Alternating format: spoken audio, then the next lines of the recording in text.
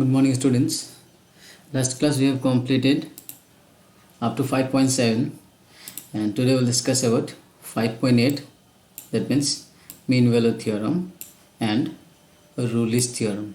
Okay, so this exercise is very important because इसमें से एक फॉर्मा का क्वेश्चन आएगा. ठीक है, ये कॉन्सेप्ट से एक फॉर्मा का क्वेश्चन आता है और also it is very important for application of derivative. Application of derivative में भी ये जो कॉन्सेप्ट है ग्राफिकल जो कॉन्सेप्ट है रेयलीज थ्योरम और मीन वैल्यू थ्योरम का एकदम इजी है और इसका ऊपर बेस करके बहुत सारा क्वेश्चन आता है. तो ये यूज़ होता है एप्लीकेशन ऑफ डिफरेंशिएशन में भी. एंड इसमें से एक फॉर्मा का question higher secondary final exam में मिलेगा ही मिलेगा. ठीक है, so it is very important. So let's see, first we will start Rolle's theorem. Okay, so very interesting है ये, देख लो. Rolle's theorem. Now first f such that closed interval a comma b tends to r be a continuous function on closed interval a comma b. ठीक है, तो continuous function मतलब मैंने बोला ही ऑलरेडी कि जिसका ग्राफ, जो फंक्शन का ग्राफ जो है ऐसा कंटिन्यूस होना चाहिए, इसमें बीच में कोई भी गैप नहीं है. ठीक है, और प्रॉपर्टीज़ हम लोग ऑलरेडी पढ़ चुका है फर्स्ट एक्सरसाइज में 5.1 में. ठीक है, तो कंटिन्यूस मतलब इसमें कोई भी गैप नहीं होना चाहिए, जो ग्राफ होगा उसमें एक भी गैप नहीं होना चाहिए. ठीक है, हमें देखो जो ग्राफ दिया हुआ है सारा कंटिन्यूस है, ये सारा एक भी गैप दिखाई नहीं दे रहा इधर में. ठीक है, so this is a continuous function and differentiable on close interval a, b. ठीक है, तो कोई भी ग्राफ डिफरेंशिएबल कब होगा? अगर उसमें कोई भी शार्प एंड ना हो. ठीक है, मतलब इस तरीके से नहीं होना चाहिए था. ये जो है ये ग्राफ ये पॉइंट में डिफरेंशिएबल नहीं होगा बिकॉज ये पॉइंट में जो है इसमें शार्प कॉर्नर दिखाई दे रहा है. मतलब इस जगह में बहुत ज़्यादा टेंजेंट हम लोग ड्रॉ कर सकते हैं. तो ये शार्प कॉर्नर अगर रह गया तो उसमें डिफरेंशिएबल एग्जिस्ट नहीं करता. तो ये सारा मैंने पहले भी डिस्कस कर चुका हूँ. जिसको मालूम नहीं हो पहले वाला प्रीवियस वीडियो देख लेना. ठीक है, graphical concept of continuity and differentiability. तो कंटिन्यूस मतलब उसमें कंटिन्यूस मतलब इसमें ग्राफ में कोई भी गैप नहीं होना चाहिए. एंड डिफरेंशिएबिलिटी मतलब इसमें शार्प कॉर्नर नहीं होना चाहिए ग्राफ में. ठीक है, तो ये जो फंक्शन है ये क्या है? कंटिन्यूस है on close interval a, b. ठीक है, and differentiable on open interval a, b. तो ओपन इंटरवल a, b तो मालूम है कि a और b को छोड़ के ओपन इंटरवल a, b का मतलब है क्या? अगर x a, b में है, close interval open interval a, b में है तो a less than x less than b. मतलब a और b का बीच में जितना भी पॉइंट है वो सारा पॉइंट को x रिप्रेजेंट कर रहा है except a and b. a और b को छोड़ के बाकी सारा पॉइंट को रिप्रेजेंट कर रहे हैं. ओके, सो x का वैल्यू a नहीं हो सकता, x का वैल्यू b नहीं हो सकता है. ठीक है, सो दैट मीन्स a और b के बीच में जितना भी पॉइंट दिखाई दे रहा है, ये जैसे कि यहाँ में a है और यहाँ में b है, तो a और b का बीच में जितना भी सारा पॉइंट है, ये सारा पॉइंट में ये कर्व क्या है? डिफरेंशिएबल होना पड़ेगा. ठीक है, तो फर्स्ट तो देख लो, फर्स्ट क्या बोला है कि ये फंक्शन है ये कंटिन्यूस होना पड़ेगा क्लोज इंटरवल a, b में. मतलब यहाँ मैं दिखा दे रहा हूँ ग्राफ में. सपोज ये जो f(x) दिया है ये f(x) का ग्राफ है. सपोज f जो है एक फंक्शन है. ठीक है, ये फंक्शन है. तो ये जो फंक्शन है इसमें मतलब एक इक्वेशन दिया रहेगा इसका f(x) इक्वल टू.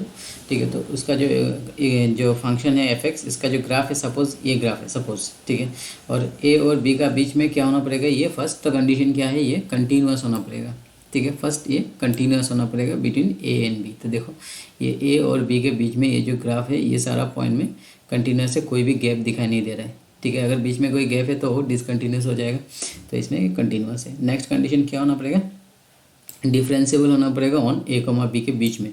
तो ये a और b ये दोनों पॉइंट को छोड़ के इसका बीच में जितना भी पॉइंट है ये सारा पॉइंट में ये डिफरेंशिएबल होना पड़ेगा. तो दिखाई दे रहा है कि ग्राफ में ये जो ग्राफ है ये इसमें किसी भी ए और बी का बीच में जितना भी पॉइंट है इसमें हम लोग सब में यूनिक टेंजेंट ड्रॉ कर सकते हैं. तो दैट्स व्हाई ये डिफरेंशिएबल होगा.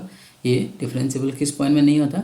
अगर उसमें शार्प एंड हो. जैसे कि ये बी में डिफरेंशिएबल नहीं होगा क्योंकि ये जो है ये एक शार्प एंड है, इसमें बहुत सारा टेंजेंट हम लोग ड्रॉ कर सकते हैं ऐसा.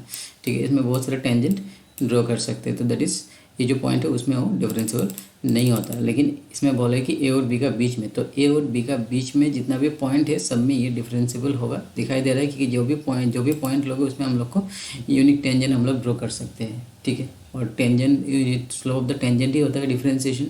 ठीक है, तो डिफरेंशिएशन ये a और b का बीच में जितना भी पॉइंट है सब में ये डिफरेंशिएबल होना पड़ेगा. तो ये कर्व में दिखाई दे रहा है कि ये सारा पॉइंट में डिफरेंशिएबल है.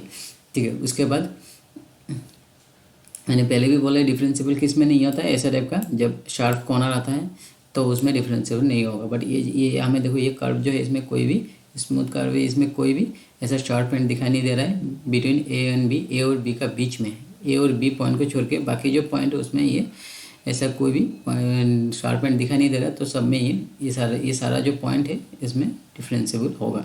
ठीक है, अभी नेक्स्ट कंडीशन क्या आएगा, such that f a is equal to f b, f a और एफ बी इक्वल होना पड़ेगा।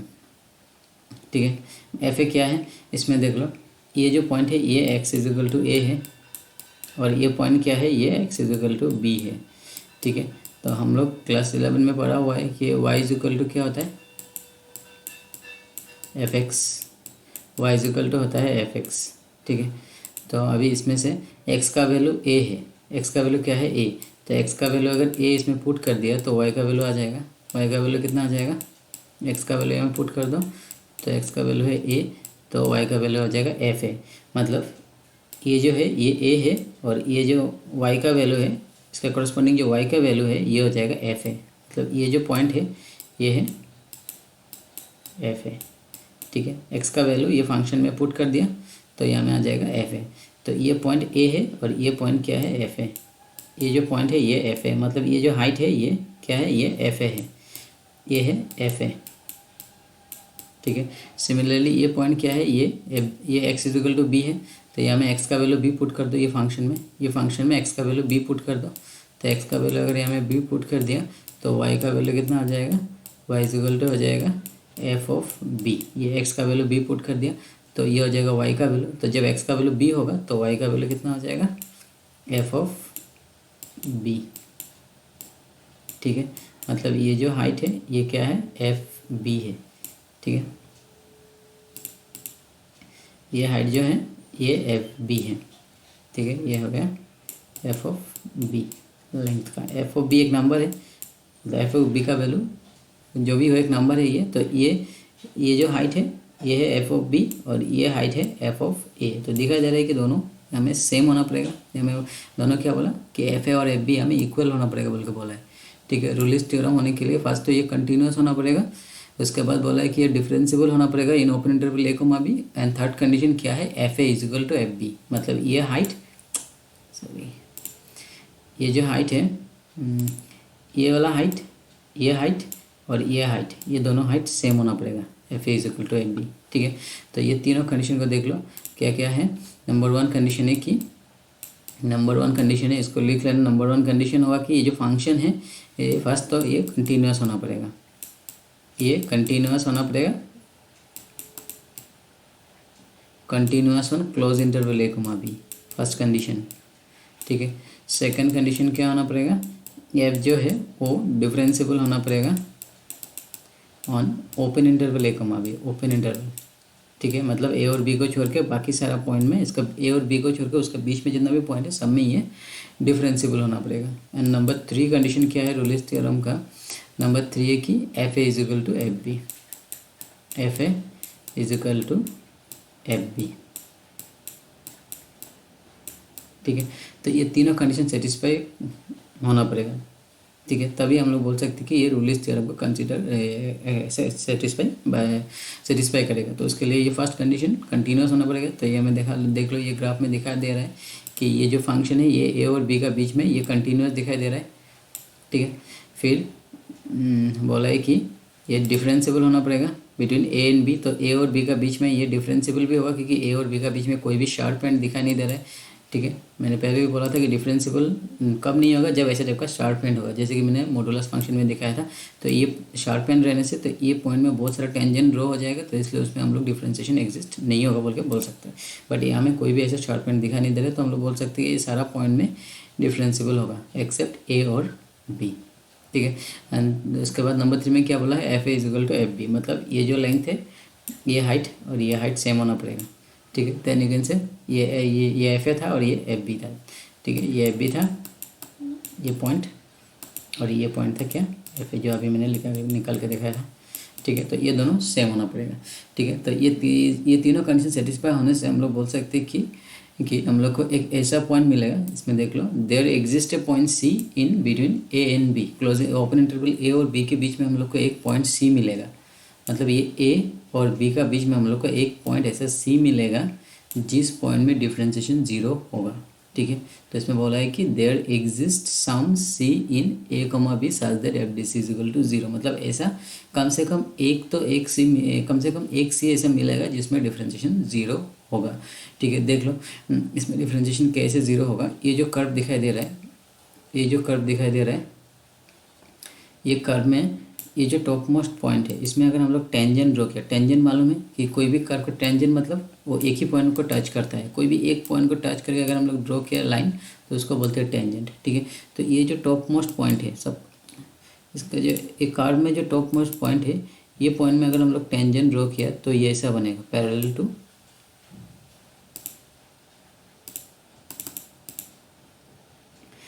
अगर टेंजेंट ड्रॉ किया तो ये ऐसा बनेगा, ठीक है, पैरेलल टू एक्स एक्सिस। ये जो टेंजेंट है इसमें देख लो, ये tangent parallel to x axis है, ये एक्स एक्सिस है तो एक्स एक्सिस का पैरेलल आया ये वाला टेंजेंट, ठीक है। तो ये जो पॉइंट है इसमें अगर हम लोग टेंजेंट ड्रॉ किया ये पॉइंट में तो ये पैरेलल टू एक्स एक्सिस आएगा, ठीक है। और हम लोग को तो अभी देख लो इस अगर ये पैरेलल टू एक्स एक्सिस है तो इसका डिफरेंशिएशन कैसे जीरो बोल दिया, ये हमें बोला कि ये पॉइंट में डिफरेंशिएशन जीरो होगा बोल के, ठीक है। तो कैसे बोल दिया, क्योंकि हम लोग को मालूम है डिफरेंशिएशन जो है, differentiation graphically slope of the tangent को रिप्रेजेंट करता है। कोई भी कर्व है सपोज, देख लो मैं दिखा देता हूँ, ये जो ये सपोज एक कर्व है, ऐसा है कोई देखो एक मिनट, कोई एक कर्व है, सपोज ऐसा कोई एक कर्व है, तो ये कर्व का ये पॉइंट से हम लोग ऐसा टेंजेंट ड्रॉ किया, ठीक है, क्लास 11 में जो पढ़ा था स्लोप ऑफ द टेंजेंट। तो ये कर्व है, ये कर्व है, ठीक है, ये कर्व का एक पॉइंट में, ये कर्व का ये पॉइंट में टच करके ये हम लोग टेंजेंट ड्रॉ किया, ठीक है। देख लो एकदम इजी है। तो ये जो एंगल बनेगा एक्स एक्सिस के साथ, एक्स एक्सिस के साथ जो भी एंगल बनेगा, ठीक है, इसको हम लोग बोलेंगे इसका इंक्लाइनेशन, जो क्लास 10 में भी मिला था, इंक्लाइनेशन हम लोग इसको बोलते हैं, ठीक है। मतलब एक्स एक्सिस के साथ जो एंगल करते हैं, रिमेंबर दैट ये टेंजेंट जो है एक्स एक्सिस के साथ एंगल को ही हम लोग इंक्लाइनेशन बोलेंगे, ठीक है, वाई एक्सिस को नहीं। तो एक्स एक्सिस के साथ जो भी एंगल करेगा उसको बोलते हैं इंक्लाइनेशन। और इसका जो स्लोप होता है वो होता है, इसका जो स्लोप होता है इसको हम लोग बोलते हैं m, slope by gradient, m is equal to tan theta. ये हम लोग कोऑर्डिनेट ज्योमेट्री में पढ़ा है फर्स्ट ईयर में भी, और क्लास 10 में भी ग्रेडियंट बोल के मिला था, और फर्स्ट ईयर में ये मिला था slope m is equal to tan theta, ठीक है। तो ये जो स्लोप है इसको ही हम लोग यहाँ में बोलते हैं कि डिफरेंशिएशन और d y by d x, ठीक है, स्लोप ऑफ द टेंजेंट। ये जो एम है ये क्या बोलते हैं, स्लोप ऑफ द टेंजेंट, क्योंकि ये एक टेंजेंट है, एक पॉइंट में टच किया तो टेंजेंट का जो स्लोप होता है उसको हम लोग एम से रिप्रेजेंट करते हैं कोऑर्डिनेट ज्योमेट्री में, और उसी को हम लोग बोलते हैं ये d y by d x for differentiation. So differentiation क्या रिप्रेजेंट करता है, स्लोप ऑफ द टेंजेंट, ठीक है। सो देख लो इसमें तो ये डिफरेंशिएशन क्या रिप्रेजेंट करता है, स्लोप ऑफ द टेंजेंट। और हम लोग को मिला था कि स्लोप ऑफ द टेंजेंट में हम लोग को क्या चाहिए था, ये एंगल चाहिए था, तभी हम लोग ये slope of the tangent m निकाल सकता था, ठीक है। समझ में आया कि नहीं। अगर हम लोग के पास ये एंगल थीटा मिला है तभी जाके हम लोग ये स्लोप ऑफ द टेंजेंट निकाल सकता था इन कोऑर्डिनेट ज्योमेट्री में। बट अभी देखो इन डिफरेंशिएशन में ना कोई अभी ये एंगल नहीं चाहिए हम लोग को, विदाउट एंगल भी हम लोग निकाल सकते हैं, क्योंकि डिफरेंशिएशन का तो ये पूरा एक्सरसाइज मैंने करा दिया, डिफरेंशिएशन कैसे निकालना है। तो डिफरेंशिएशन अगर हम लोग निकाल पाया, कोई भी अगर कर्व दिया हुआ है, कोई भी एक कर्व दिया हुआ है, उस कर्व का डिफरेंशिएशन करने से जो वैल्यू आएगा वही होता है स्लोप ऑफ द टेंजेंट, ठीक है। तो अगर हम लोग को अभी ये कर्व अगर मालूम है कि ये कर्व क्या है, ठीक है, सपोज ये कर्व ऐसा है, तो मतलब ये इलिप्स है, इलिप्स का फॉर्मूला हम लोग को मालूम है, क्लास 11 में मिला था कि ये अपवर्ड इलिप्स, सॉरी इलिप्स नहीं, सॉरी ये पैराबोला है, अपवर्ड पैराबोला, और अपवर्ड पैराबोला का फॉर्मूला क्या है, y square is equal to 4ax, ठीक है। तो ये कर्व का इक्वेशन हम लोग को मालूम है, तो इसको डिफरेंशिएशन कर देते हैं यहाँ से d y by d x, x square is equal to 4ay। तो इसको अगर हम लोग डिफरेंशिएशन कर लिया तो हम लोग इसका स्लोप मिल जाएगा, ठीक है। तो ये बहुत इंपॉर्टेंट है कि स्लोप यूज़ करके हम लोग बहुत कुछ कर सकते हैं, ठीक है। मैं सपोज मैं एकदम सिंपल एक एग्जांपल दिखा देता हूँ। सपोज ऐसा कोई इसका यूज़ कैसे होता है, सपोज यहाँ में कोई एक फाइटर जो प्लेन है वो ऐसा मूव कर रहा है, ठीक है, और हम लोग को यहाँ में यहाँ से ये कर्व में मूव करना है, मूव कर रहा है, ठीक है। तो हम लोग को यहाँ से इसको सपोज ये पॉइंट में जब आएगा तो हम लोग उसको टारगेट करके यहाँ से उसको मिसाइल चल के इसको यहाँ से गिरा देना है सपोज, ठीक है। तो उसके लिए हम लोग को क्या चाहिए, ये स्लोप चाहिए, ठीक है। बट इसको हम लोग इतना ऊपर में है, इसको हम लोग कैसे इसको मेजरमेंट करेगा, ठीक है। तो उस टाइम में हम लोग अगर ये कर्व मालूम पड़ा कि कौन सा कर्व में ये घूम रहा है, क्योंकि रेडार में हम लोग को ये कर्व मिल जाएगा कि ये कौन सा डायरेक्शन में घूम रहा है। तो अगर ये कर्व हम लोग को मिल गया तो ये कर्व का इक्वेशन भी हम लोग निकाल सकते हैं, और इक्वेशन निकाल के डिफ्रेंशिएशन कर दो तो उसमें से भी हम लोग को ये स्लोप मिल जाएगा। और स्लोप मिलने से मतलब tan थीटा मिल जाएगा, और tan थीटा मिलने से एंगल भी मिल जाएगा, ठीक है। तो यहाँ में देखने में लग रहा है कि इतना कुछ, लेकिन ये सब ऑटोमेटिकली हो जाएगा, बिकॉज सब अगर हम लोग इसका एक प्रोग्रामिंग बना लिया तो इमीडिएट हो जाएगा ये सारा चीज़, ठीक है। देखना बहुत सारा ऐसा ऐप भी है जिसमें से डायरेक्ट ऐसा कर्व का इक्वेशन आ जाता है, भाई इक्वेशन देने से कर्व आ जाता है, भाई कर्व पुट करने से इक्वेशन भी आ जाता है, ठीक है। तो ऐसे टाइप का बहुत सारा ऑटोमेटिक सिस्टम है, लेकिन ये मैं बेसिक कॉन्सेप्ट का बात कर रहा हूँ कि कहाँ से क्या काम कर सकते हैं इसको। तो ये बहुत इंपॉर्टेंट चीज़ें जो ये डिफ्रेंशिएशन है, क्योंकि इसको हम लोग डिफ्रेंशिएशन यूज़ करके हम लोग ये एंगल निकाल सकते हैं विदाउट एनी मेजरमेंट, क्योंकि हम लोग के पास अगर ये कर्व मालूम है, मतलब ये कौन सा कर्व में घूम रहा है ये फाइटर, ठीक है। ये फाइटर प्लेन कौन सा कर्व में घूम रहा है, उस कर्व उसका अगर यहाँ में टारगेट लगाना है तो ये एंगल चाहिए। बट ये एंगल हम लोग को मेजरमेंट करने के लिए कोई इंस्ट्रूमेंट की ज़रूरत नहीं, डायरेक्ट हम लोग ये कर्व को निकाल के भी ये एंगल निकाल सकते हैं by using slope of the tangent. अगर हम लोग के पास स्लोप ऑफ द टेंजेंट है, क्योंकि डिफरेंशिएशन करने से स्लोप ऑफ द टेंजेंट आ जाएगा, तो उसमें से हम लोग थीटा निकाल के डायरेक्ट ये एंगल निकाल लेगा, फिर उसको यूज़ करके यहाँ में ये टारगेट लगा सकते हैं। समझ में आया ना। तो इस टाइप का कॉन्सेप्ट हम लोग मतलब इसलिए डिफरेंशिएशन जो है बहुत इंपॉर्टेंट है, क्योंकि कोऑर्डिनेट ज्योमेट्री में हम लोग के पास बहुत कुछ चाहिए, ये थीटा एंगल चाहिए, ठीक है। फिर टेंजेंट ड्रॉ करना होगा, फिर जाके हम लोग ये एंगल मिलेगा। लेकिन डिफरेंशिएशन में डायरेक्ट डिफरेंशिएट करके भी हम लोग उसी एंगल को निकाल सकते हैं विदाउट एनी इंस्ट्रूमेंट, ओके। समझ में आया ना। तो इस टाइप का थिंग के लिए ये इंपॉर्टेंट होता है, ओके। सो अभी देख लो,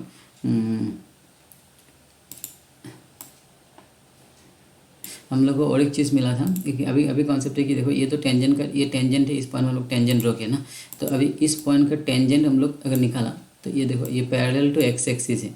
तो टेंजेंट निकालने के लिए अभी भी मैंने बोला था कि टेंजेंट निकालने के लिए ये कर्व है, तो ये जो टेंजेंट है यहाँ में जो एंगल करेगा, ये एंगल करेगा, तो स्लोप क्या हो जाएगा, m is equal to tan theta, ठीक है। और यही है डिफ्रेंशिएशन, इसको हम लोग divide x by f dash x भी बोलते हैं, इसको हम लोग एफ डैश एक्स भी बोल सकते हैं, बाय डिफ्रेंशिएशन भी बोल सकते हैं, ठीक है।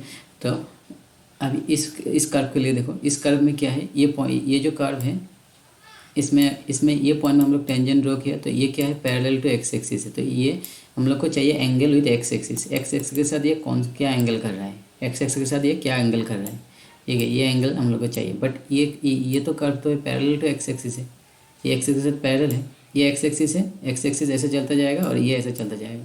तो ये तो कभी ऐसा कटेगा ही नहीं। हम लोग को एंगल कब मिलेगा, जब ये ऐसे अगर कटेगा तब जाके यहाँ में जाके एंगल मिलेगा। बट ये तो पैरेलल है ना, ये तो ऐसे सीधा चलता जाएगा और एक्स एक्सिस भी ऐसे चलता जाएगा, तो ये कभी भी ऐसा कटेगा ही नहीं एक दूसरे को, ठीक है। तो अगर कटेगा ही नहीं तो मतलब इसमें एंगल बनेगा ही नहीं, तो मतलब एंगल क्या आएगा, ज़ीरो, ठीक है। तो अगर ये एक प्रॉपर्टी है कि कोई भी लाइन अगर पैरेलल टू एक्स एक्सिस होगा तो उसमें कोई भी इंक्लाइनेशन नहीं बनेगा, मतलब ऐसा पैरेलल टू एक्स एक्सिस आने से ऐसा बन जाएगा, ऐसा कटेगा नहीं, और नहीं कटने से ये एंगल नहीं आएगा, और एंगल नहीं आया अगर ये वैसे पैरेलल है तो मतलब ये एक्स के साथ कोई भी एंगल नहीं कर रहा है, मतलब हम लोग उसको क्या पकड़ेंगे, जीरो एंगल पकड़ेंगे, ठीक है। तो अगर कोई भी लाइन एक्स एक्सिस के साथ पैरेलल है तो हम लोग ऑलवेज पकड़ेंगे कि ये लाइन का जो इंक्लाइनेशन है विद एक्स एक्सिस वो हो जाएगा ज़ीरो, ठीक है। तो एज ये पैरेलल टू एक्स एक्सिस है तो ये एक्सिस के साथ क्या एंगल कर रहा है, ज़ीरो एंगल कर रहा है, ठीक है। और टेन ज़ीरो का वैल्यू क्या होता है, ज़ीरो, ठीक है। सो इसलिए कोई भी लाइन अगर पैरेलल टू एक्स एक्सिस होगा तो उसका जो स्लोप है उसका स्लोप ज़ीरो होता है, ठीक है, क्योंकि वो एक्स एक्सिस के साथ कोई भी एंगल नहीं कर रहा है, क्योंकि वो पैरेलल है। तो ये पैरेलल होने से इसके बीच कोई एंगल नहीं हो रहा है एक्स एक्सिस के साथ, और एक्स एक्सिस के साथ अगर एंगल नहीं है तो हम लोग को ये इंक्लिनेशन नहीं मिलेगा। तो इंक्लिनेशन नहीं मिलेगा मतलब इंक्लिनेशन क्या हो जाएगा, जीरो हो जाएगा। तो इसलिए tan zero is become tan theta, m is equal to tan theta था फॉर्मूला स्लोप का, वही थीटा का वैल्यू जीरो पुट कर दो तो टेन जीरो का वैल्यू जीरो हो जाएगा। तो एफ डैश सी का वैल्यू जीरो हो जाएगा, क्योंकि हम लोग एट सी में निकाल रहे हैं। तो ये एट दैट पॉइंट में इसका डिफ्रेंशिएशन क्या हो जाएगा, ज़ीरो हो जाएगा, ठीक है। तो अभी और एक कॉन्सेप्ट है कि मैंने तो बोला है कि ए और बी का बीच में कम से कम एक पॉइंट में इसका डिफ्रेंशिएशन जीरो होगा, यहाँ में एफ डैश सी जीरो हो जाएगा, बिकॉज ये जो टेंजेंट है ये पैरेलल टू एक्स एक्सिस है। तो टेंजेंट का स्लोप अगर जीरो होगा तो उसका डिफ्रेंशिएशन भी ज़ीरो हो जाएगा। और टेंजेंट का स्लोप अगर ज़ीरो होगा तो हम लोग बोल सकते हैं कि डिफरेंशिएशन एट दैट पॉइंट भी ज़ीरो होगा, because slope of the tangent और differentiation at that point same thing represent करता है। ठीक है, तो स्लोप ऑफ द टेंजेंट का वैल्यू जो होगा ये पॉइंट में, उसका डिफरेंशिएशन भी उसी पॉइंट में सेम ही आएगा। तो इसमें दिखाई दे रहा है कि slope of the tangent zero होगा, क्योंकि पैरेलल टू एक्स एक्सिस है, तो इसलिए इस पॉइंट में इसका डिफरेंशिएशन ज़ीरो आएगा। ठीक है, तो अभी मैंने बोला था कि एक से ज़्यादा भी हो सकते हैं। यहाँ में तो दिखाई दे रहा है कि टॉप एक ही पॉइंट ऐसा दिखाई दे रहा है। इसमें देखो हम लोग को एक ही पॉइंट दिखाई दे रहा है यहाँ में, जिसमें डिफरेंशिएशन ज़ीरो होगा, बिकॉज बाकी पॉइंट में तो टेंजेंट ड्रॉ करने से ये एक्स एक्सिस के साथ ऐसा एंगल करेगा यहाँ में जाके। ठीक है, इस तरफ भी अगर टेंजेंट ड्रॉ किया तो ये भी एक्स एक्सिस के साथ ऐसा एंगल करेगा। ठीक है, लेकिन ये वाला पॉइंट में टेंजेंट ड्रॉ करने से ये एक्स एक्सिस के साथ कोई भी एंगल नहीं करेगा, बिकॉज ये लाइन ऐसा चलता जाएगा। ठीक है, तो इसमें तो एक ही पॉइंट दिखाई दे रहा है, बट एक से ज़्यादा भी हो सकता है। कैसे? जैसे कि ये वाला ग्राफ को देख लो, ये वाला ग्राफ को देख लो। ठीक है, ये वाला ग्राफ को देख लो, इसमें क्या आ रहा है, देखो इसमें ये गया, ये जो है ये साइन कॉस का ग्राफ के जैसा है। ठीक है, तो ये जो ग्राफ है इसमें ये जो पॉइंट है, देखो ये ऊपर में ये पॉइंट में अगर टेंजेंट ड्रॉ किया तो ये पैरेलल टू एक्स एक्सिस आएगा, एक्सिस के साथ पैरेलल बन रहा है, तो इस पॉइंट में डिफरेंशिएशन क्या हो जाएगा, ज़ीरो हो जाएगा। जिस पॉइंट में टेंजेंट ड्रॉ करने से पैरेलल टू एक्स एक्सिस आ रहा है, ये जो पॉइंट है, सपोज इसको C1 पकड़ लो, तो C1 में डिफरेंशिएशन जीरो आएगा, तो एफ डैश C1 जीरो हो जाएगा। सिमिलरली ये पॉइंट सपोज C2 है, तो इसमें भी ये जो पॉइंट है टॉप मोस्ट पॉइंट, इसमें अगर टेंजेंट ड्रॉ किया, टेंजेंट एक ही पॉइंट में टच करेगा तो ये ऐसा पैरेलल आएगा। ठीक है, टेंजेंट एक ही पॉइंट में टच करते हैं तो ये टॉप मोस्ट पॉइंट में अगर टच किया तो इसका टेंजेंट जो है ऐसा आएगा, तो ये पैरेलल टू एक्स एक्सिस होगा, तो इसमें भी डिफरेंशिएशन जीरो होगा। तो ऐसा अगर हम लोग ऐसा करके ड्रॉ करते गए तो बहुत सारा पॉइंट ऐसा मिलेगा जो टॉप मोस्ट पॉइंट होगा जिसमें डिफरेंशिएशन जीरो होगा। तो इसलिए रूलिस थ्योरम वही बोल रहा था कि अगर कंटिन्यूस ग्राफ है, अगर ये कंटिन्यूस है, ठीक है, और अगर ए और बी के बीच में डिफरेंशिएबल है तो हम एंड ये एफ है और एफ बी अगर इक्वल है तो हम लोग को ए और बी का बीच में एक ऐसा पॉइंट मिलेगा जिसमें डिफरेंशिएशन जीरो होगा। ठीक है, तो एक ही पॉइंट मिलेगा बल्कि नहीं, एक से ज़्यादा भी मिल सकता है। इसमें बोला है कि देयर एग्जिस्ट सम सी बोला है, तो ये एक भी हो सकता है, एक से ज़्यादा भी हो सकता है। तो इसमें हम लोग एटलीस्ट भी बोल सकते हैं कि एटलीस्ट 1 C मिलेगा जिसमें डिफरेंशिएशन जीरो होगा। ठीक है, तो एक कंडीशन को याद रखना कि फर्स्ट तो एफ कंटिन्यूस होना पड़ेगा क्लोज इंटरवल ए बी में, फिर एफ डिफरेंशिएबल होना पड़ेगा in open interval a b, open interval a b, और थर्ड कंडीशन क्या है, f a is equal to f b.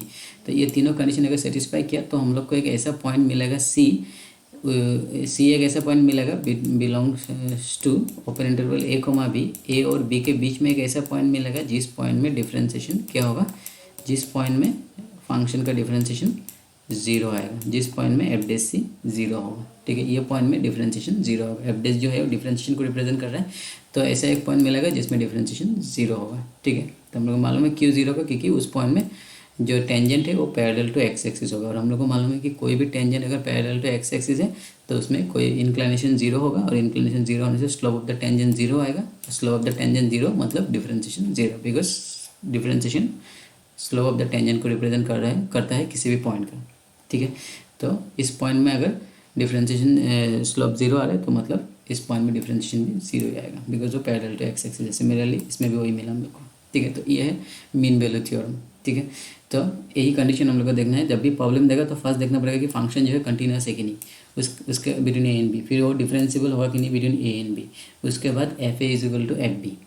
ठीक है, ये तीनों कंडीशन हो गया तो हम लोग को एक ऐसा सी मिलेगा जो ए और बी का बीच में होना चाहिए।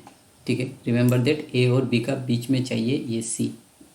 ठीक है, तो ही हम लोग बोल सकते हैं कि ये mean value sorry Rolle's theorem जो है वो वेरीफाई हुआ बोल के। ठीक है, तो वही बोला रूलिस थ्योरम कि अगर ये तीनों कंडीशन सेटिस्फाई हो तो हम लोग को एक ऐसा सी मिलेगा जिसमें डिफरेंशिएशन जीरो होगा। ओके, सो ये हो गया रूलिस थ्योरम। ठीक है, तो इसका एक प्रॉब्लम में दिखा देता हूँ, उसके बाद मैं मीन वैल्यू थ्योरम में जाऊँगा, नहीं तो कन्फ्यूजन हो सकता है। ठीक है, तो देख लो इसमें किस तरीके का प्रॉब्लम है, कैसा कैसा क्वेश्चन आता है एग्जाम में। ये पहला जो क्वेश्चन है मैं इसको लिखा देता हूँ 5.8 ये क्वेश्चन। ठीक है, verify Rolle's theorem for the function f x is equal to x square plus 2x minus 8 x belongs to -4, 2। ठीक है, तो इसको निकालना है। ठीक है, तो x square f x is equal to, problem क्या है मैं यहाँ में लिख देता हूँ, f x is equal to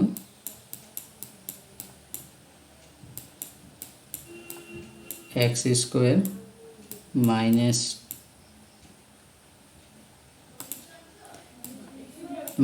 2x -8, ठीक है,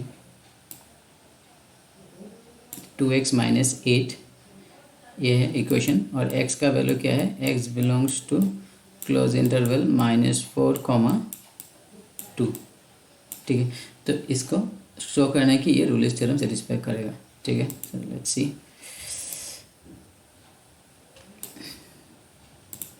ठीक है। तो ये क्वेश्चन है, तो इसको मैं अभी सॉल्व करके दिखा देता हूँ कैसे करना है, ठीक है।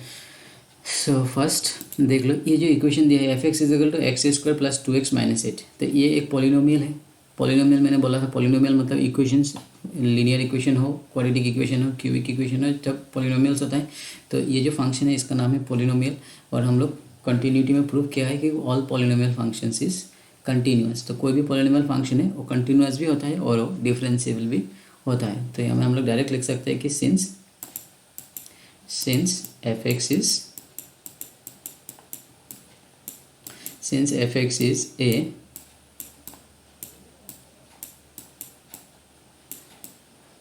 polynomial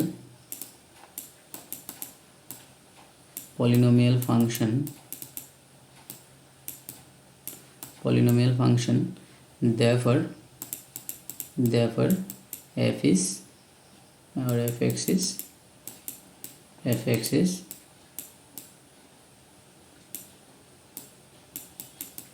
continuous. कॉपी में लिख के रखना है ये सब, बिकॉज ये बहुत इंपॉर्टेंट क्वेश्चन है एग्जाम के लिए, एक बार में लिख के रख दो। F x is continuous on close interval कितना दिया है, -4, -2, ठीक है। इसमें कुछ जज करने का जरूरत नहीं, हम लोग डायरेक्ट बोल सकते हैं, बिकॉज पॉलिनोमियल फंक्शन जो है वो कंटिन्यूअस होता है। मैंने पहले भी दिखाया है एग्जाम्पल में करके 5.1 में कि पॉलिनोमियल फंक्शन मतलब इक्वेशंस जो भी होता है, जो भी पॉलिनोमियल फंक्शन होता है वो ऑलवेज कंटिन्यूअस होता है किसी भी पॉइंट में। तो ये -4 और 2 के बीच में भी कंटिन्यूअस होगा, बिकॉज ये ऑलवेज ऑल पॉइंट में कंटिन्यूअस होता है, ठीक है। So polynomial functions are always continuous, तो इसलिए हम लोग बोल सकते हैं ये कंटिन्यूअस होगा। सिमिलरली ये डिफरेंशिएबल भी होता है पॉलिनोमियल फंक्शन, तो इसलिए हम लोग बोल सकते हैं कि F x is differentiable on open interval. हम लोग ओपन इंटरवल चाहते हैं तो इसलिए मैंने ओपन इंटरवल लिखा है, ठीक है, open interval this, okay. So now ये तो फर्स्ट कंडीशन, नंबर 1 कंडीशन हो गया, और ये हो गया नंबर 2 वाला कंडीशन। अभी नंबर 3 वाला कंडीशन जो था f a is equal to f b, 3 condition था कंटिन्यूटी का, ये mean value theorem, sorry Rolle's theorem का। तो अभी f a is equal to f b, इसमें ए का वैल्यू है -4 और बी का वैल्यू है 2। तो अभी f a is equal to f b हम लोग को शो करना था, मतलब f of -4 is equal to f of -2, ये था थर्ड कंडीशन, ठीक है। इसमें ए और बी का जगह में -4 और 2 दिया हुआ है, तो ये दोनों इक्वल होना पड़ेगा, ठीक है। तो अभी क्या करना होगा इसके लिए, एफ ऑफ -4 का वैल्यू निकालो। तो f x is equal to दिया गया है ये एक्स स्क्वायर -2x प्लस 1, तो इसमें एक्स का जगह में क्या पुट करना है, -4, ठीक है। तो एक्स का जगह में -4 पुट कर दो, एक्स का जगह में -4 पुट कर दो, तो राइट साइड में ये आ जाएगा -4 स्क्वायर -2 इंटू एक्स का जगह में आ जाएगा -4 एंड ये है -8, ठीक है। तो अब इसको अगर सिंप्लीफाई किया तो क्या आएगा, देखो 4 स्क्वायर 16, इसमें आ जाएगा -4 स्क्वायर 16 ना, ठीक है। सब इसमें -4 ना, -4 +4 हो जाएगा, ये माइनस था ना प्लस था, 1 सेकेंड एक बार चेक कर लेते हैं।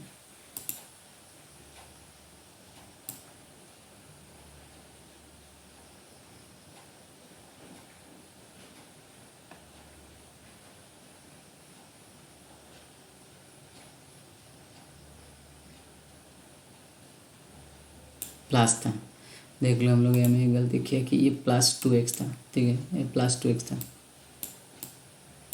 ये प्लस था, ये भी प्लस था, ओके।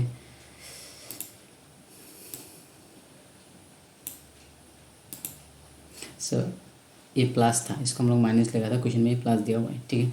तो अभी देखो ये मल्टीप्लाई करने से कितना आ जाएगा,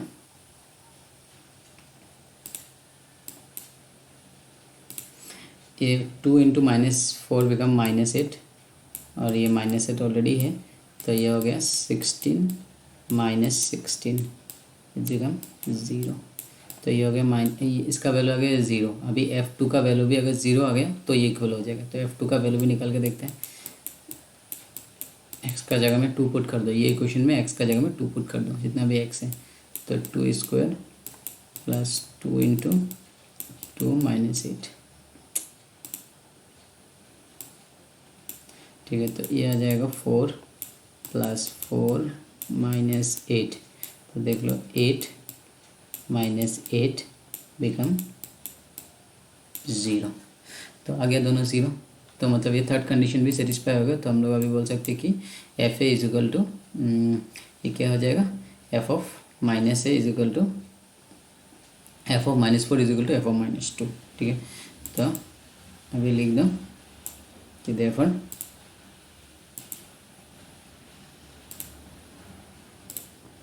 f of -4 is equal to f of 2, ठीक है। तो ये मतलब थर्ड कंडीशन भी सेटिस्फाई हो गया। तो फर्स्ट कंडीशन हो गया, third condition, second condition and third condition तीनों सेटिस्फाई हो गया, ठीक है। तो ये सब करके दिखाना पड़ेगा तुम, जितना मैंने किया अभी तक, ठीक है। और ये क्वेश्चन 4 मार्क का क्वेश्चन है, तो एकदम ईजी है, 1 मिनट में हम लोग सॉल्व कर सकते हैं, ठीक है। तो थर्ड कंडीशन क्या आ गया, f of -4 is equal to f of 2, ठीक है। तो तीनों कंडीशन सेटिस्फाई हो गए। तो अभी हम लोग बोल सकते हैं कि therefore all the condition of Rolle's theorem are satisfied, all condition of Rolle's theorem are satisfied, therefore by Rayleigh's theorem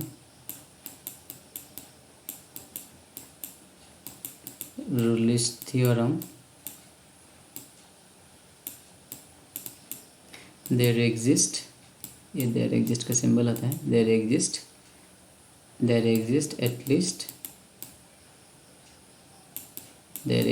at least one C belongs to open interval a comma b, a का value था -4, b का value था 2, open interval a comma b, by Rayleigh's theorem there exists at least one C belongs to -4, 2 such that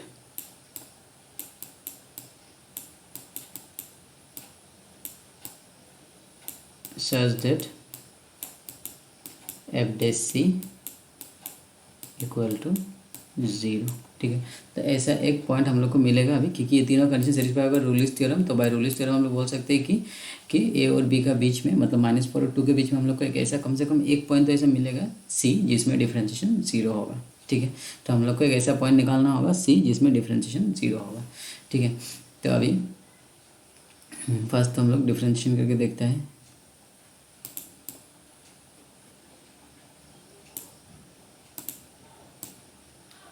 ठीक है, देख लो, इसका नीचे लिखना, मैं लिख रहा हूँ, ठीक है। तो f x is equal to कितना दिया है, x² प्लस 2x -8, ठीक है। तो अभी इसमें एफ डैश एक्स मतलब डिफ्रेंशिएशन कर दो इसको। तो एफ डैश एक्स का वैल्यू कितना आएगा, f dash x is equal to x² का डिफ्रेंशिएशन कितना आता है, 2x का डिफ्रेंशिएशन, 2 को आउटसाइड छोड़ दो, x का डिफ्रेंशिएशन होता है 1, तो 2 इंटू 1 2 ही हो जाएगा, और 8 का डिफ्रेंशिएशन तो 0, कांस्टेंट का 0 होता है, ठीक है। तो x² का 2x का 2 आएगा, बिकॉज x का डिफ्रेंशिएशन 1 होता है, 1 इंटू 2 2 आ जाएगा, और कांस्टेंट का डिफ्रेंशिएशन 0 होता है। तो इसलिए एफ डैश एक्स का वैल्यू कितना आएगा, 2x प्लस 2, ठीक है, इसको x से difference with respect to x differentiation किया तो इसका वैल्यू आ गया 2x+2। ठीक है, तो अभी एफ डेस सी का वैल्यू निकालो। ये f dash c is equal to 0 होना चाहिए, ऐसा एक पॉइंट चाहिए हम लोग को जिसमें डिफरेंशिएशन 0 होना चाहिए ना। ठीक है, अभी हम लोग एफ डेस सी निकाल लेते हैं फर्स्ट। एफ डेस सी का वैल्यू क्या आ जाएगा, देखो एक्स का वैल्यू सी पुट कर दो तो ये आ जाएगा सी। दोनों तरफ एक्स का वैल्यू सी पुट कर दिया तो ये एफ डेस सी बन गया। देखो एक्स का जगह में सी पुट किया दोनों तरफ, क्योंकि दोनों तरफ जो भी करोगे दोनों तरफ करना होगा, तो एक्स का वैल्यू सी पुट करने से एफ डेस सी आ जाएगा, तो इसलिए दोनों तरफ हम लोग एक्स का वैल्यू सी पुट कर दिया तो ये आ गया f dash c is equal to 2c+2। ठीक है, तो अभी इसमें क्या बोला कि f dash c is equal to 0 होना चाहिए। So since f dash c is equal to 0, ठीक है, एफ डेस सी अगर 0 है तो एफ डेस सी का वैल्यू हम लोग को मिल गया कितना है 2c+2, 2c+2 इक्वल टू कितना आ गया 0। एफ डेस सी का वैल्यू यहाँ से पुट कर दिया। ठीक है, ये जो टर्म है यहाँ से एफ डेस सी का वैल्यू पुट कर दिया। ठीक है, एफ डेस सी का वैल्यू कितना है 2c+2, तो ये हमें एफ डेस सी का वैल्यू हमें पुट कर दिया। ओके, नाउ यहाँ से सी का वैल्यू निकाल लो। यहाँ से सी का वैल्यू कितना आ जाएगा, देखो 2c इज इक्वल टू कितना आ जाएगा, ये 2 को ऐसे में लेके जाओ -2, ये सी इज इक्वल टू आ जाएगा दोनों तरफ 2 कैंसिल तो कितना आ जाएगा -1। ठीक है, तो सी का वैल्यू कितना आ गया -1। तो दैट मीन्स एक ऐसा पॉइंट मिला हम लोग को -1 जिसमें इसका डिफरेंशिएशन 0 होगा। इसमें डिफरेंशिएशन 0 होगा कैसे मालूम पड़ेगा, क्योंकि हम लोग यहाँ में इस पहले लिख लिया था ये एफ डेस सी 0 बोल के, एफ डेस सी 0 करके ही हम लोग सी का वैल्यू निकाला। तो इसमें डिफरेंशिएशन दैट मीन्स ये -1 में डिफरेंशिएशन 0 होगा। ठीक है, फिर भी मैं दिखा दूंगा तुमको कैसे हुआ। ठीक है, तो अभी देख लो, अभी फर्स्ट काम हम लोग को देखना है कि ये सी जो आया, सी का वैल्यू कहाँ होना चाहिए, ये -4n + 4n 2 के बीच में होना चाहिए। इसमें बोला है कि by Rolle's theorem there exist at least one c belongs to this interval. तो अभी देखो ये सी का वैल्यू जो है ये इंटरवल में आना चाहिए।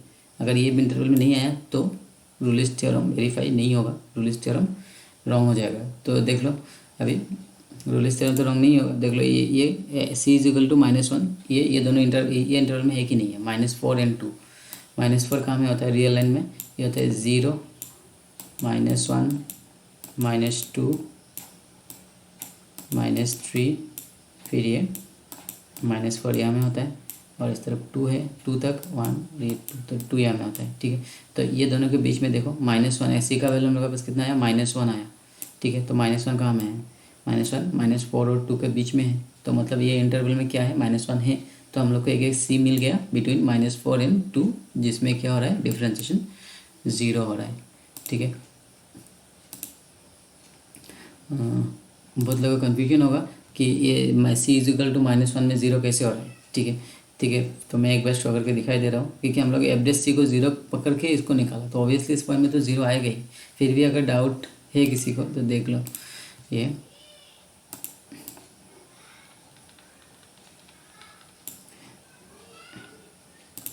एफ डेश एक्स का वैल्यू कितना मिला, एफ डेश एक्स का वैल्यू ये मैं जस्ट शो कर रहा हूँ, इसको नहीं करने से भी होगा, ये जस्ट मैं दिखा रहा हूँ कि 0 हो रहा है कि नहीं हो रहा है। ठीक है, एक्स इक्वल सी इक्वल कितना मिला -1। ठीक है, तो ये एफ डेश सी था, एफ डेश सी। ठीक है, अभी सी का वैल्यू क्या पुट करना है -1, देखो 0 होता है कि नहीं होता, सी का वैल्यू -1 था ना, -1 पुट कर दो तो यहाँ में ये सी था, सी का वैल्यू क्या -1 पुट कर दिया, देखो कितना आ रहा है -2 + 2, 0 आ रहा है कि नहीं आ रहा है, ये तो आएगा क्योंकि हम लोग यहाँ से इसको 0 पकड़ के ही निकाला था। ठीक है, तो हम लोग को एक ऐसा पॉइंट चाहिए था जिसमें डिफरेंशिएशन 0 होना चाहिए, तो इसलिए f dash c is equal to 0 करके हम लोग सी का वैल्यू निकाला। तो हम लोग, और ये सी का वैल्यू कहाँ में आना चाहिए, ये इंटरवल में आना चाहिए, और ये इंटरवल में आ चुका है, बिकॉज -1 जो है वो -4 और -2 के बीच में है। तो इसलिए हम लोग बोल सकते हैं कि हम लोग को एक पॉइंट मिल गया -1 बिटवीन -4 एंड -2 जिसमें डिफरेंशिएशन 0 हो रहा है। तो hence we can say hence Rolle's theorem is verified. तो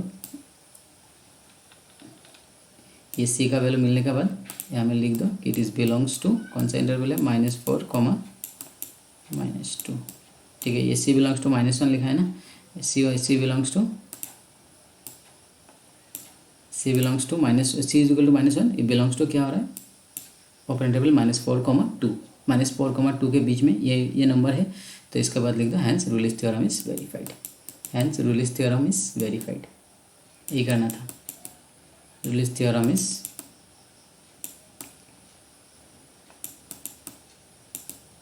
वेरीफाइड। मतलब हम लोग को एक ऐसा पॉइंट चाहिए था जिसमें डिफ्रेंशिएशन 0 हो और वो कहाँ में आना चाहिए, ये इंटरवल में आना चाहिए था। ठीक है, समझ में आया ना। तो यही काम करना है। फर्स्ट तो जो इक्वेशन दिया रहेगा उसके लिए फर्स्ट ये तीनों कंडीशन को सेटिस्फाई करना है कि ये कंटिन्यूस हो, देन ये डिफरेंशिएबल भी होना चाहिए और एफ इजिकल टू एफ भी होना चाहिए। तो ये तीनों कंडीशन अगर सेटिस्फाई होगा तो रूलिस थ्योरम सेटिस्फाई हो जाएगा।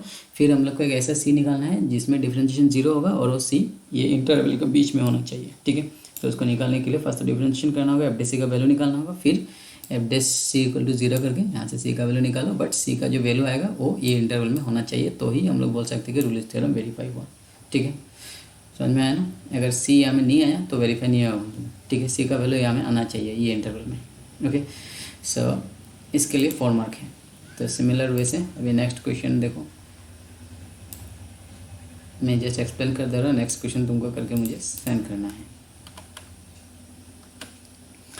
नेक्स्ट क्वेश्चन क्या है देखो, ये बोला है कि रूलिस थ्योरम एप्लीकेबल है कि नहीं। तो इसमें एफ एक्स इक्वल टू दिया है ग्रेटेस्ट इंटीजर फंक्शन, और इसको मैंने करा चुका ऑलरेडी कंटिन्यूटी में। ग्रेटेस्ट इंटीजर फंक्शन जो है वो कंटिन्यूस होता है कि नहीं होता, नहीं होता, बिकॉज मैंने ग्राफ में भी दिखाया था ऐसा ऐसा होता है ग्रेटेस्ट इंटीजर का ग्राफ, ग्रेटेस्ट इंटीजर का ग्राफ और डिसकंटिन्यूस होता है, और ये डिफरेंशिएबल इंटीग्रल पॉइंट में डिफरेंशिएबल नहीं होता। ये हम लोग डिफरेंशिएशन में किया भी है, देख लेना अच्छे से कि ग्रेटेस्ट इंटीजर फंक्शन जो है वो ना कंटिन्यूस होता है ना डिफरेंशिएबल होता है। तो डिफरेंशिएबल मतलब वो इंटीग्रल पॉइंट में डिफरेंशिएबल नहीं होता, मतलब इंटीजर में डिफरेंशिएबल नहीं होता, वो हम लोग प्रूव भी किया हुआ है, देख लेना एक्सरसाइज नंबर 5.2 में शायद ग्रेटेस्ट इंटीजर फंक्शन दिया हुआ था ऐसा, और x lies between 3 and something था, सी एन 0 ऐसा कुछ था। तो ये इंटीग्रल पॉइंट में डिफरेंशिएबल नहीं है बल्कि हम लोग हमें प्रूव भी किया था। तो ये जो फंक्शन है ये ना कंटिन्यूस होगा ना ये डिफरेंशिएबल होगा, तो इसमें तो रूलिस थ्योरम एप्लीकेबल ही नहीं होगा। ठीक है, तो ये सब, लेकिन ये 3 नंबर को करके मुझे देखना, नंबर 3 को, नंबर 1 एंड 2 में तो रूलिस थ्योरम अप्लाई नहीं होगा, पर नंबर 3 में देखना, 3 को मुझे करके दिखाना बिकॉज ये इसके साथ सेम है। ठीक है, तो 1 2 3 तीनों को करके दिखाना, एंड नंबर 3 को भी ट्राई करना सिम में वैसे करने के लिए। ठीक है, 3 में बोला है कि f dash x does not vanish and then prove that f of -5 is equal to f of 5। तो इसमें एफ क्या है वो दिया नहीं है, एफ जो है फंक्शन यहाँ में जैसे कि एफ एक्स का वैल्यू दिया हुआ है, यहाँ में एफ एक्स का वैल्यू दिया नहीं है, यहाँ में बोल दिया खाली ये जो है डिफरेंशिएबल है, ये फंक्शन जो है डिफरेंशिएबल है। हम लोग को एक प्रॉपर्टी मिला है कि एफ एक्स अगर कोई भी फंक्शन है अगर वो डिफरेंशिएबल है तो वो कंटिन्यूस होगा ही, कोई भी फंक्शन अगर डिफरेंशिएबल है तो कंटिन्यूस होगा। मैंने ये पहले भी बोला था, ये एग्जांपल मैंने देके बोला था कि अगर कोई सपोज डिफरेंशिएशन को तुम क्लास 12 पकड़ लो और कंटिन्यूटी को क्लास 10 पकड़ लो।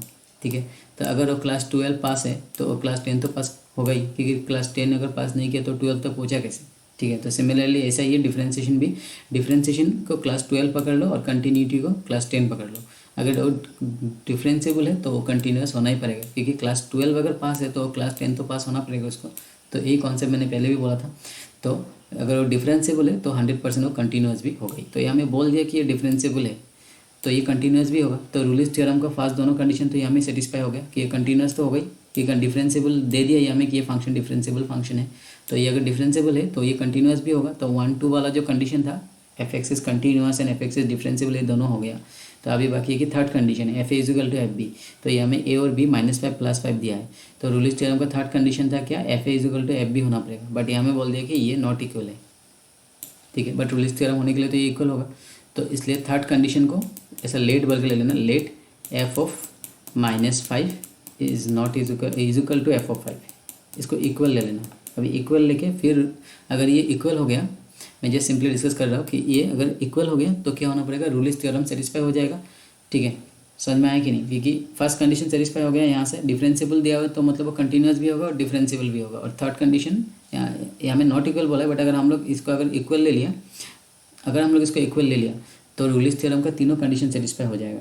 तो तीनों कंडीशन सेटिस्फाई हो जाएगा तो हम लोगों को बाय रूलिस थ्योरम में ऐसा पॉइंट सी मिलना पड़ेगा जिस पॉइंट में ऐसा एक पॉइंट सी मिलना पड़ेगा बिटवीन -5 एंड +5, जिसमें डिफरेंशिएशन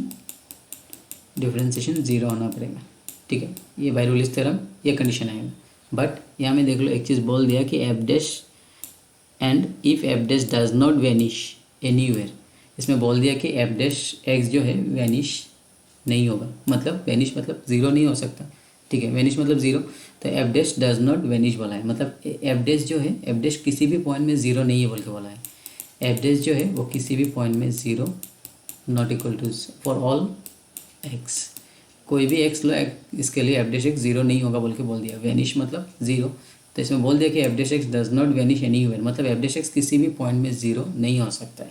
ठीक है, तो बाय रूलिस थ्योरम तो हम लोग को अगर ये इक्वल हो गया तो बाय रूलिस थ्योरम हम लोग को क्या मिलेगा कि f dash c equal to f dash c is equal to zero होना पड़ेगा, बिकॉज रूलिस थ्योरम तो रॉन्ग नहीं हो सकता है, क्योंकि रूलिस थ्योरम बोला है कि कंडीशन 1 कंटिन्यूटी होना पड़ेगा, कंडीशन 2 डिफरेंशिएबिलिटी होना पड़ेगा, condition 3 f is equal to f b होना पड़ेगा। तो ये तीनों कंडीशन सेटिस्फाई हो गए तो बाय रूलिस थ्योरम एक ऐसा सी मिलना ही पड़ेगा जिसमें डिफरेंशिएशन ज़ीरो होगा। बट क्वेश्चन में बोल दिया कि ऐसा कोई भी पॉइंट नहीं है जिसमें डिफरेंशिएशन ज़ीरो होगा, तो मतलब रूलिस थ्योरम तो रॉन्ग नहीं हो सकते। ठीक है, तो रूलिस थ्योरम अगर क्योंकि अगर हम लोग इसको इक्वल ले लिया, इसमें देखो हम लोग इसको अगर इक्वल ले लिया, इसमें मैंने लेट लिया था, ठीक है, तो करने का टाइम में ऐसे लिखना है कि let this is equal to this बोल के लिखना है। उसके बाद लिखना है कि फर्स्ट तो लिखना है कि एफ एक्स इज डिफरेंशिएबल, दिया हुआ given f x is differentiable, so therefore f x is continuous in this close interval, and number 2 में लिखना है f x is differentiable in this open interval, and number 3 में लिख लेना है कि let f of -5 is equal to f of 5, इस तरीके से लिखना। एंड अभी by Rolle's theorem there exist at least one point c belongs to open interval -5, such that f dash c is equal to 0, तो इतना तक डायरेक्ट लिख देना। ठीक है, तो अभी लिखना कि एस क्वेश्चन में दिया हुआ है कि f dash x does not vanish, ठीक है, एनीवेयर, तो इसमें बोल दिया कि एफ डैश एक्स किसी भी पॉइंट में ज़ीरो नहीं होगा, बट रूलिस थ्योरम तो हम लोग को बोल रहा है कि ये सी में ज़ीरो होगा। ठीक है, तो रूलिस थ्योरम तो रॉन्ग नहीं हो सकते। रूलिस थ्योरम कैसे रॉन्ग हो जाएगा, बिकॉज रूलिस अभी हम लोग देखा है ग्राफिकल रिप्रेजेंटेशन में कि रूलिस थ्योरम रॉन्ग नहीं हो सकते, तो एज रूलिस थ्योरम रॉन्ग नहीं हो सकता है, तो इस ये f dash c is equal to 0 के बाद नीचे लिख देना कि it is given that in question that f dash x does not vanish anywhere. Okay, so which is a contradiction, तो ये कंट्राडिक्शन हो गया कि रूलिस थ्योरम बोल रहा है कि 0 होगा और क्वेश्चन में बोल रहा है कि 0 नहीं होगा, तो दोनों में से तो कोई एक रॉन्ग होना पड़ेगा, कि रूलिस थ्योरम तो रॉन्ग नहीं हो सकते और क्वेश्चन भी रॉन्ग नहीं हो सकते, तो क्या रॉन्ग है, तो हम लोग को बोलना पड़ेगा कि आवर एजम्पशन जो हम लोग कंसिडर किया था ये रॉन्ग है। तो उसके बाद लास्ट में लिख देना है कि देयरफॉर, इसके बाद ये एफ डैश सी 0 लिखने के बाद ये लिखना कि f dash x does not vanish anywhere, उसके बाद लिखना कि therefore which is a contradiction, और उसके बाद लिखना देयरफॉर आवर एजम्पशन और our consideration is wrong, hence f of -5 is not is equal to 5, क्योंकि अगर इक्वल हो गया तो रूलिस थ्योरम रॉन्ग हो जाएगा, तो रूलिस थ्योरम तो रॉन्ग नहीं हो सकते। ठीक है, आइदर रूलिस थ्योरम रॉन्ग होगा नहीं तो क्वेश्चन रॉन्ग हो जाएगा, तो ना क्वेश्चन रॉन्ग है ना रूलिस थ्योरम रॉन्ग है, तो अगर ये दोनों ही रॉन्ग नहीं है तो ऑब्वियसली हम लोग का जो कंसिडरेशन है ये रॉन्ग होगा, तो हम लोग को लिख देना पड़ेगा therefore which is a contradiction, f dash c 0 लिखने के बाद लिखना कि f dash x does not vanish anywhere, it is given in question that f dash x does not vanish anywhere, उसके बाद लिखना विच इज़ ए कंट्राडिक्शन, लिख देना देयरफॉर आवर एजम्पशन इज और our consideration is wrong, so f of 5 is not is equal to f of -5 is not is equal to f of 5। ठीक है, तो यही होगा इसका सॉल्यूशन। ओके सर, अभी देख लो, तो ये हो गया रूलिस थ्योरम, बाकी क्वेश्चन जो है वो सारा मीन वैल्यू थ्योरम का है, तो मैं एक बार मीन वैल्यू थ्योरम, इसको मीन वैल्यू थ्योरम में भी कर सकते हैं क्वेश्चन नंबर 3 को। ठीक है, तो एक बार मीन वैल्यू थ्योरम का मैं दिखा दे रहा हूँ, मीन वैल्यू थ्योरम क्या है, इसका क्वेश्चन हम लोग नेक्स्ट क्लास में डिस्कस करेगा। तो मीन वैल्यू थ्योरम में एकदम सिंपली दिखा दे रहा हूँ, तो मीन वैल्यू थ्योरम भी रूलिस थ्योरम के जैसे ये एक फंक्शन है और ये क्या होना पड़ेगा, कंटिन्यूअस होना पड़ेगा on close interval a, b and differentiable होना पड़ेगा ओपन इंटरवल a, b। तो ये दोनों कंडीशन हम लोग को रूलिस थ्योरम में भी मिला था और ये मीन वैल्यू थ्योरम में भी है, बट मीन वैल्यू थ्योरम में वो लास्ट कंडीशन नहीं है, जो f a is equal to f b वाला कंडीशन था ये रूलिस थ्योरम में था, ये मीन वैल्यू थ्योरम में नहीं है। ऐसा कोई कंडीशन नहीं है कि इसमें f a is equal to f b equal होना पड़ेगा बल्कि मीन वैल्यू थ्योरम में। ठीक है, then there exists c belongs to a, b such that f dash c is equal to f b minus f a divided by b minus a। तो ये जो है ये है मीन वैल्यू थ्योरम का फॉर्मूला कि कंडीशन क्या है कि फर्स्ट तो क्या है, f कंटिन्यूस होना पड़ेगा in close interval a, b में, एंड डिफरेंशिएबल होना पड़ेगा ओपन इंटरवल a, b में, एंड अगर ये दोनों कंडीशन सेटिस्फाई हो गया तो हम लोग को एक ऐसा सी मिलेगा बिटवीन a एंड b जो ये कंडीशन को सेटिस्फाई करेगा। ठीक है, तो अभी ये कंडीशन क्या है, इसका मीनिंग क्या है, मैं इसको एक बार डिस्कस कर देता हूँ, जस्ट वेरी इजी है ये चीज़, देख लो। इसका जो प्रैक्टिकल मीनिंग है ये है, एक बुक से लिख लेना, यहाँ मैं ये PDF दिया हुआ already. So the MVT mean value theorem को शॉर्ट फॉर्म में हम लोग MVT बोलते हैं। ठीक है, तो MVT लिखने से भी समझना पड़ेगा ये मीन वैल्यू थ्योरम बोल रहे हैं। The mean value theorem states that there exists a point C in A comma B such that the slope of the tangent at C comma FC is same as the slope of the second between this and this FA comma FB and B comma FB।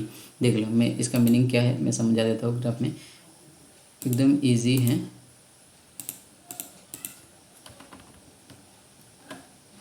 ये देख लो, mean-value theorem क्या बोल रहा है कि ये curve दिया है, ये है कर्व, ठीक है। अभी इसमें ये कर्व में ये एक पॉइंट है C कोमा FC, ठीक है, जिसमें टेंजेंट ड्रॉ किया, ये इसका टेंजेंट ए पॉइंट में, ठीक है, एक पॉइंट में टच किया तो इसको टेंजेंट बोलते हैं। और ये जो दो पॉइंट है A comma FA B comma FB, ये दो पॉइंट है ऑन द कर्व, तो इसको ज्वाइन करके इसका पैरेलल, इसको ज्वाइन करके एक लाइन ड्रॉ कर दिया, ठीक है। तो इसको बोलते हैं सेकंड, बिकॉज एक पॉइंट में टच करने से जो टेंजेंट, जो लाइन एक पॉइंट में टच करते हैं उसको बोलते हैं टेंजेंट, और जो लाइन एक से ज़्यादा पॉइंट में टच करता है कर्व में उसको बोलते हैं सेकंड। तो ये जो है ये है सेकंड, ये जो सेकंड जो हम लोग सेक थीटा वाला सेकंड, ओके, सेकंड, इसको हम लोग बोलते हैं सेकंड और इसको बोलते हैं टेंजेंट, ठीक है। तो अभी देखो ये दोनों पैरेलल है, दोनों पैरेलल लाइन है, और हम लोग को कोऑर्डिनेट ज्योमेट्री में मिला हुआ है कि slope of parallel line equal होता है। ये दोनों पैरेलल लाइन है तो इस दोनों का स्लोप इक्वल होगा, बिकॉज पैरेलल लाइन का स्लोप, इसका नीचे वाला टर्म का इसका स्लोप सपोज m1 है और ऊपर वाला जो लाइन है इसका स्लोप सपोज m2 है, ठीक है। तो हम लोग को मिला हुआ है कि क्लास 11 में कोऑर्डिनेट ज्योमेट्री में कि अगर दो लाइन पैरेलल है तो उसका स्लोप क्या हो जाएगा, इक्वल होगा, तो m1 इक्वल टू m2 होगा, ठीक है।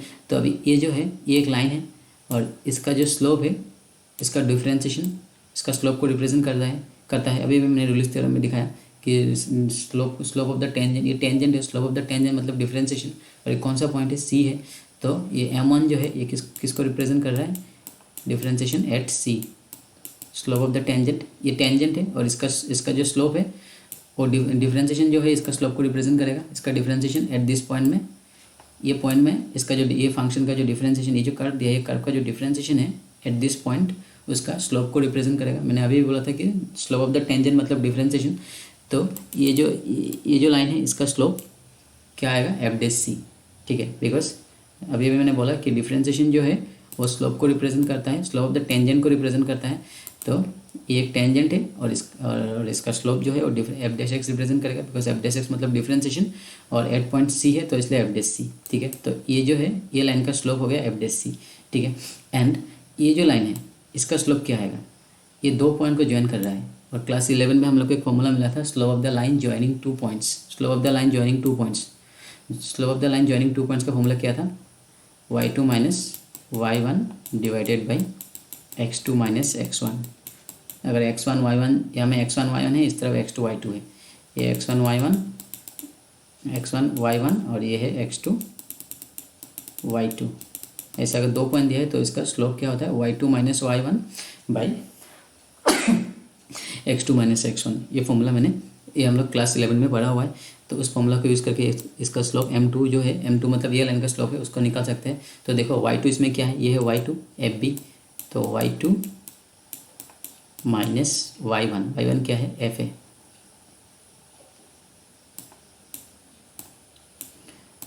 y1 है FA, ठीक है, ये y1 है, नीचे क्या आएगा x2 माइनस x1, x2 क्या है B और x1 क्या है A, ठीक है।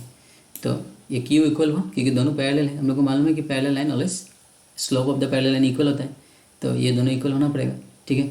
तो अगर ये कर्व जो है कंटिन्यूअस हुआ और अगर वो डिफरेंशिएबल हुआ तो ये हमें कोई भी शॉर्ट पॉइंट नहीं आएगा बिटवीन A एंड B, तो इसके बीच में हम लोग को ऐसा एक पॉइंट मिलेगा C, जिसमें C में टेंजेंट ड्रॉ करने से ये वाला टेंजेंट के साथ पैरेलल होगा। तो अगर ये इसके साथ पैरेलल हुआ तो क्या आ जाएगा, ये कंडीशन सेटिस्फाई होगा, ठीक है। तो f' is equal to FB minus FA divided by B minus A। तो ये है उसका ग्राफिकल रिप्रेजेंटेशन कि ऐसा एक पॉइंट देख लो ग्राफ में दिखाई दे रहा है कि ऐसा एक पॉइंट हम लोग को मिलेगा ही मिलेगा जिसमें टेंजेंट ड्रॉ करने से इसके साथ पैरेलल होगा, ठीक है। अगर ये कर्व ऐसा है, इसमें देख लो ये FA है और ये FB है, FA और FB दोनों सेम नहीं है, ये छोटा है और ये लेंथ बड़ा है, तो ऐसा कोई ज़रूरी नहीं है MBT में, मतलब मीन वैल्यू थ्योरम में ये दोनों इक्वल नहीं होने से भी होता है, बट रूलिस थ्योरम में ये दोनों इक्वल होना पड़ता है, ठीक है। तो यहाँ में ये दोनों इक्वल नहीं होने से भी होता है। तो हम लोग अगर ऐसा कर्व ड्रॉ करेंगे अगर उसमें सारा पॉइंट में डिफरेंशिएबल है बिटवीन ए एंड बी और ये कंटिन्यूअस है, तो हम लोग को ये जो कर्व के बीच में ऐसा कोई ना कोई एक पॉइंट मिलेगा जिसमें टेंजेंट ड्रॉ करने से इसके साथ पैरेलल होगा, और पैरेलल होने से ये जो है ये कंडीशन सेटिस्फाई हो जाएगा, बिकॉज इस टेंजेंट ड्रॉ करने से टेंजेंट का स्लोप होता है एफ डैश सी, ठीक है, एट सी में, एंड इसका स्लोप हम लोग को मालूम है, ये आएगा इसका स्लोप, तो ये दोनों इक्वल होगा बिकॉज पैरेलल है, ठीक है। तो ये जस्ट कॉन्सेप्ट है कि मीन वैल्यू थ्योरम का, कि स्लोप ऑफ द टेंजेंट और slope of the second equal होगा, ठीक है। देख लो, स्लोप ऑफ द टेंजेंट और स्लोप ऑफ द सेकंड जो है वो इक्वल होगा बिकॉज दोनों पैरेलल है, ठीक है। तो वही हमें बोला है कि the MVT states that the there exist a point C between A B such that the slope of the tangent at this point is same as the slope of the secant. Slope of the secant मतलब ये line का slope between this two points, दोनों इस line का जो ये जो tangent है और ये जो सेकंड है दोनों का स्लोप सेम होगा, ऐसा कोई एक पॉइंट मिलेगा। और ये दिखाई दे रहा है प्रैक्टिकली, क्योंकि ऐसा मिलेगा क्योंकि हम लोग को इतना सारा पॉइंट है, कोई ना कोई एक पॉइंट तो मिलेगा जो इसके जिसमें टेंजेंट ड्रॉ करने से ये लाइन के साथ पैरेलल हो, ठीक है, कोई ना कोई एक पॉइंट मिलेगा ही, और वो मिलने से ये कंडीशन आ जाएगा, then we can say mean value theorem is satisfied. तो ये इतना ही mean value theorem, next class will discuss about problem, ठीक है। सो इसको तो मुझे अप टू क्वेश्चन नंबर 3 तक करके मुझे सेंड करना, okay, that is homework, okay, remember that आज ही सेंड करना है। सर नेक्स्ट क्लास में मीन वैल्यू थ्योरम का एक प्रॉब्लम दिखाऊंगा, फिर मैं एप्लीकेशन ऑफ डेरिवेटिव या इंटीग्रेशन दोनों में से कोई एक एक्सरसाइज स्टार्ट करने वाला हूँ, ठीक है। तो thank you students, next class we will discuss.